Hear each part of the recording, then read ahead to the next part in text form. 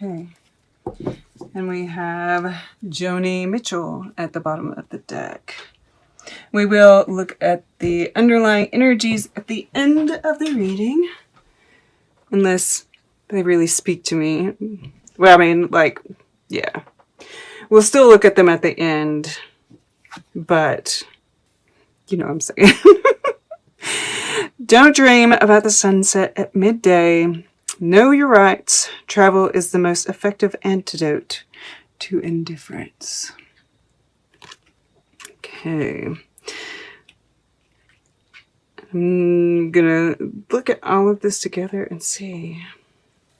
All right. So it's interesting that we have, you know, the lions here and the animal print in the background on the Shakira card, which brings in that, you know, strength factor, right? This will, determination, which we also see with this Nine of Wands here. The heart as well, though.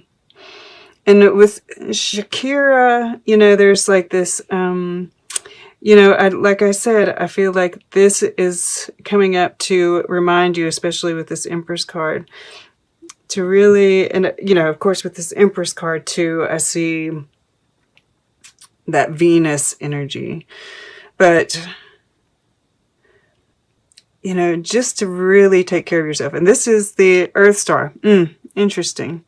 So, wow, underneath Divine Wisdom is that Angels and Masters. We've got 3, 3, 6, 3, 3. And I was talking about that 3, right? And another 3. That magic number. And we've got 6, 9. All multiples of 3. Very interesting.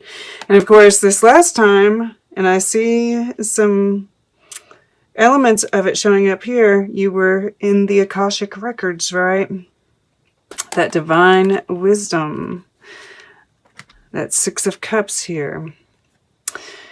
You know, with the Shakira card, you know, I just really feel like with the Know Your Rights, the indifference, and Shakira is a big advocate. It's like you're bringing that sense of justice into this, right? This intellect card here, the King of Swords, the Queen of Swords. It's all over it, all right? All right, now, it's very, you know, I can't help but notice, like, the hand position here. And, you know, this Queen of Swords, I feel it's like, you know, we have the blue jay down here. And he can be a little raucous, right? But he's misunderstood. And I feel that's, you know, there's a sense of that with you, and we've seen it before. Like, you have your viewpoint, you feel very justified in it, right? And this intellect, you know, you're very much coming from the air element, right? With this King of Swords down here too, in your subconscious. And just the Shakira card for some reason is really speaking that into that for me too. I feel like you have this great sense of what justice is right now and how it's to be brought about.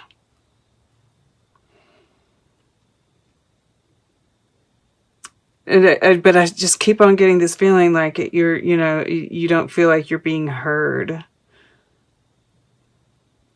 You know, that misunderstanding, like, you know, the blue jay. The blue jay is a really amazing bird. Oops, let me. But, you know, it's misunderstood. People give it a hard time all the time. I can't remember what he's supposed to, you know, represent here. I'm sure it's truth, right? They're a great, they do warnings, right? They mimic hawks too. That's interesting. That would, you know, like they'll make sounds like hawks to warn other birds and little other critters that might be around, that a hawk is around. So that might be part of that too. All right. But then we see in here, we see this volcano, and we see the volcano here too. Volcano.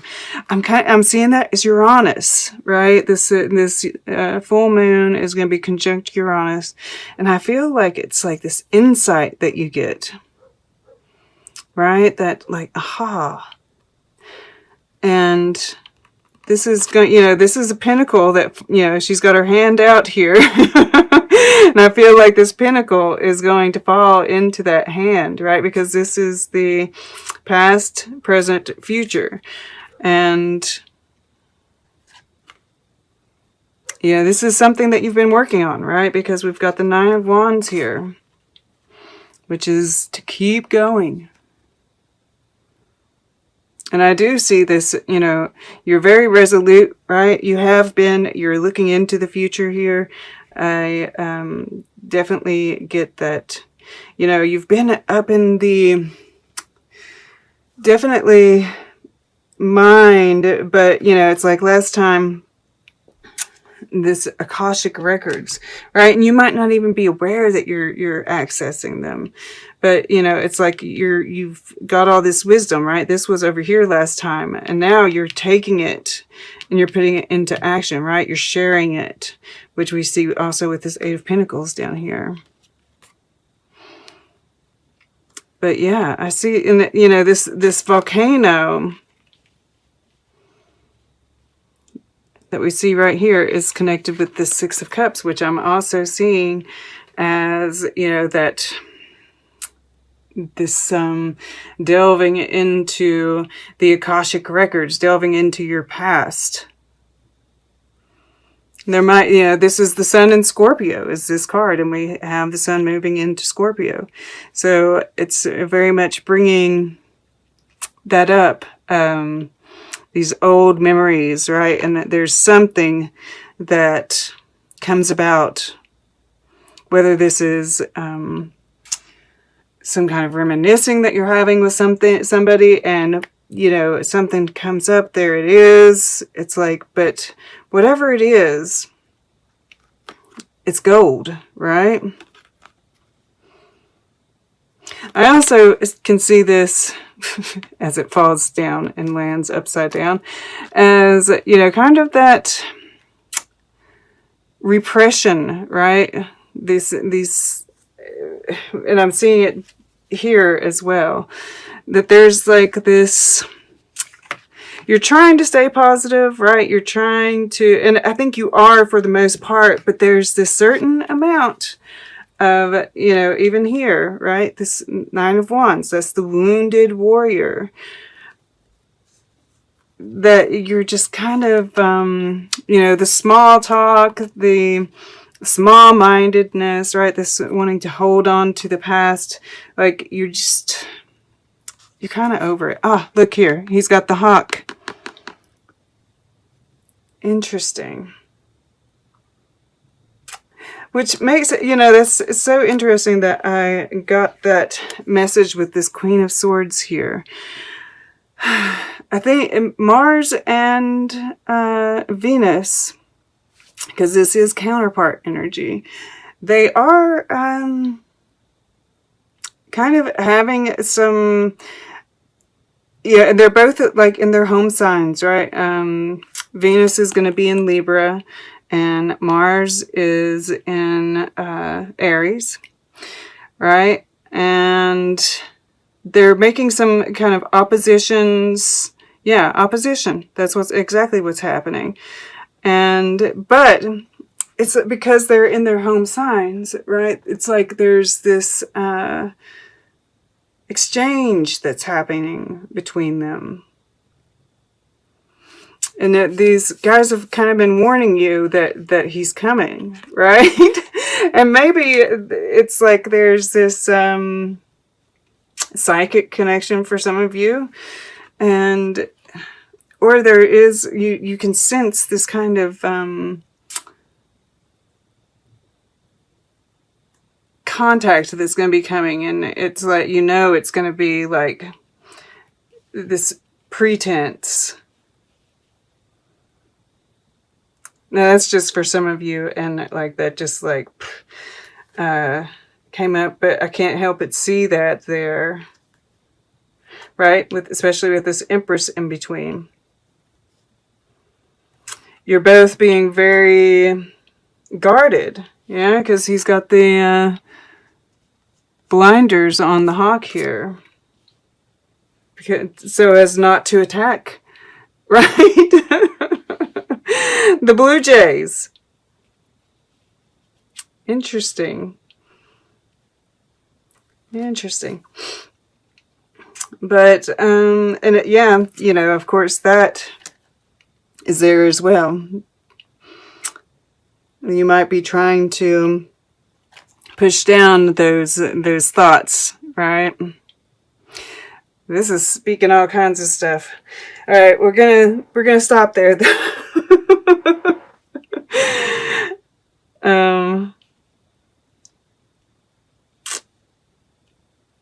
Yeah, it's just that, yeah, I think I've covered everything I need to there. But so we have the Page of Wands in the air element. And of course, these kind of represent that first week. The week of Halloween, the week that Venus and Mercury move into Libra, right? And this is the Page of Wands. It is good news. That's what it represents. And I don't see it, you know, really touching anything. You know, this spread is overall very positive, right? There is some repression. There is like possibly that Uranus, right, bringing some kind of surprise in, right? This teacup with the Page of Cups here at the bottom, right? Surprise communication, perhaps.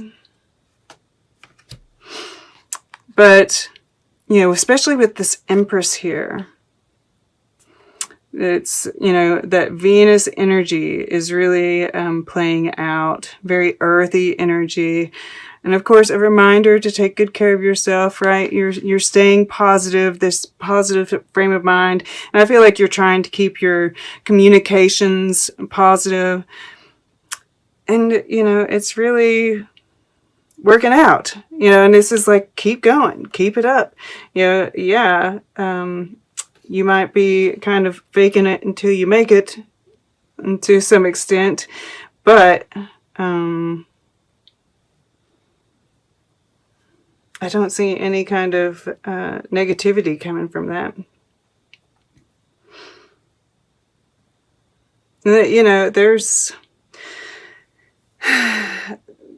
who knows what that surprise could be, right, with that Empress there. She represents earth energy, abundance, right? Sovereignty, fertility, creativity. And we see this line right here. And there might, you know, this Hermit is sitting in your action. This is your Wands energy, you know, and we have Wands over here across the way. And I just see you doing something with that knowledge, right? Something spiritual. Sharing that knowledge in some way.